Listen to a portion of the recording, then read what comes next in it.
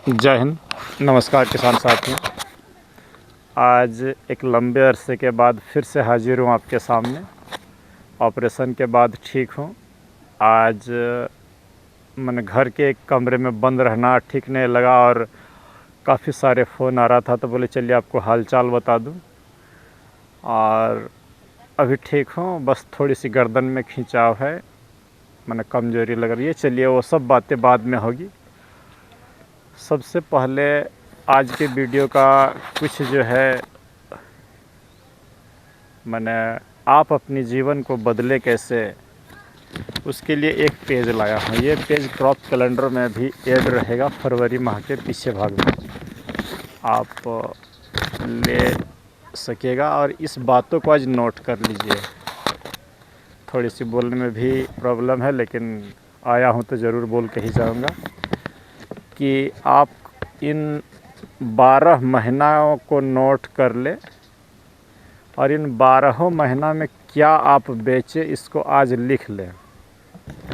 अगर रेट घट गया या आपको खेती में घाटा लग गया तो आप फिर हमको बोलिए कि सर ये आपका फ्लॉप कैलेंडर है। तो शुरुआत करते हैं कि किस महीना में क्या बेचें। मैं तो हमेशा बोलता हूँ क्या लगाएं, लेकिन आज बता रहा हूँ कि साल भर के 12 महीना में किस महीना में क्या बेचें। कभी आपको झुकने नहीं दूंगा, बस यही जान लें। एकदम शुरुआत करते हैं।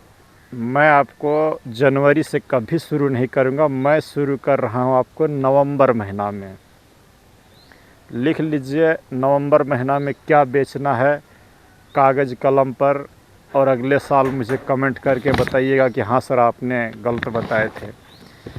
तो नवंबर महीना में आपको बेचनी है धनिया नंबर 1। नंबर 2 में सेम, VNR की सेम 3 वही लगाइएगा।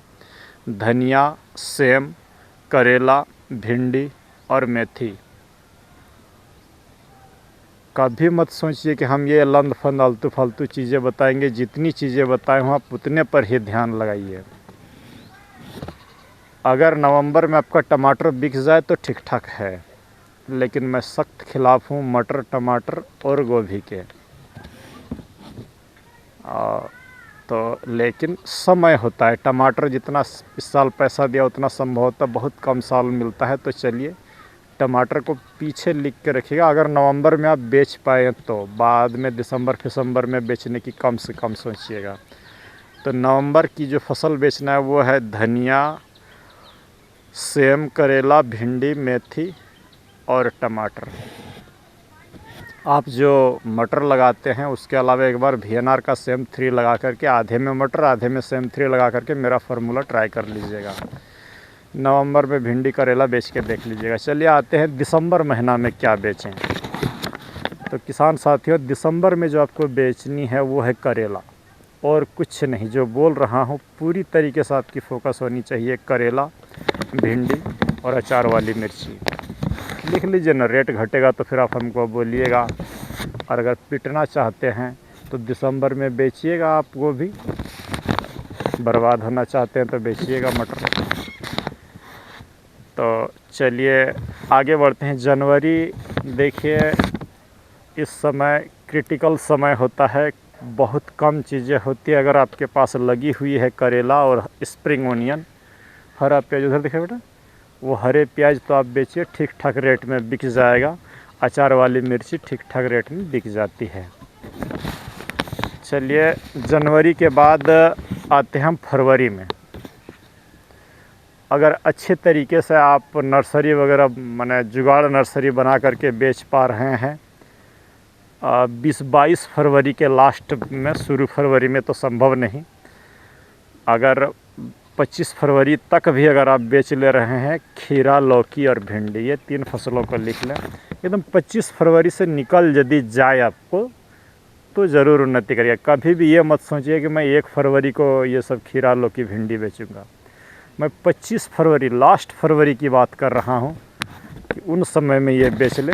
माना फरवरी के अंतिम सप्ताह और मार्च के 2 सप्ताह में। तो मार्च में भी यही चलेगा, खीरा, लौकी, भिंडी मार्च के लिए बहुत सूटेबल है।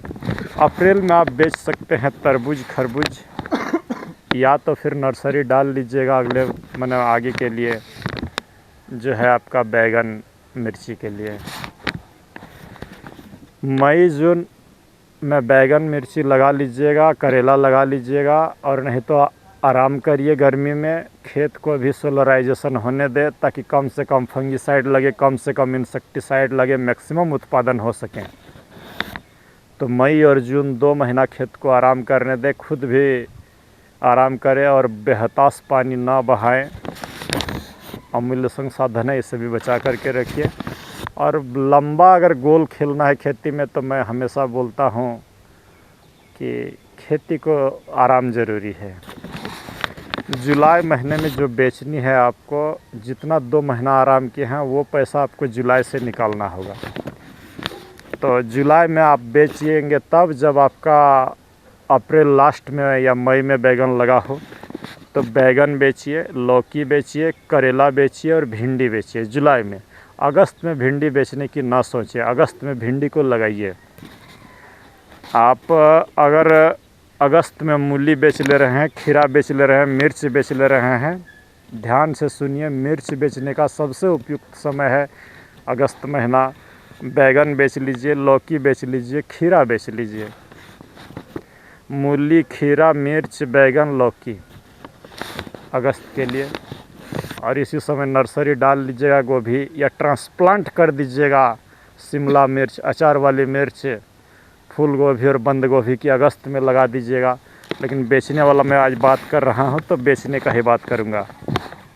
सितंबर में आपको बेचना है लौकी, करेला, खीरा और बैगन। अक्टूबर में आपको जो बेचना है वो खीरा, बंद गोभी, फूल गोभी, पालक और करेला, बीन्स, धनिया।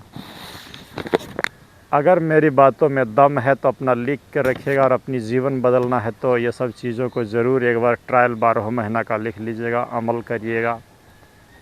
आशा करते हैं कि सभी क्रॉप कैलेंडर का ये एक पेज आपके लिए काफ़ी होगा। और ये पेज मैं आपको दे के भेजूँगा जो इस साल 2026 का क्रॉप कैलेंडर बन रहा है उसके पीछे भाग में। अभी से थोड़ी सी बता दूं आपकी उसकी इस 2026 की क्रॉप कैलेंडर की विशेषता, बदल रहा हूं सब चीज़ों को। जो 2025 में था उसको उससे एकदम हट के बना रहा हूं, तारीखें हट के होगी। और हर माह 12 महीना है, 12 महीना के पीछे में आपको इस तरह से 12 पेज मिलेंगे।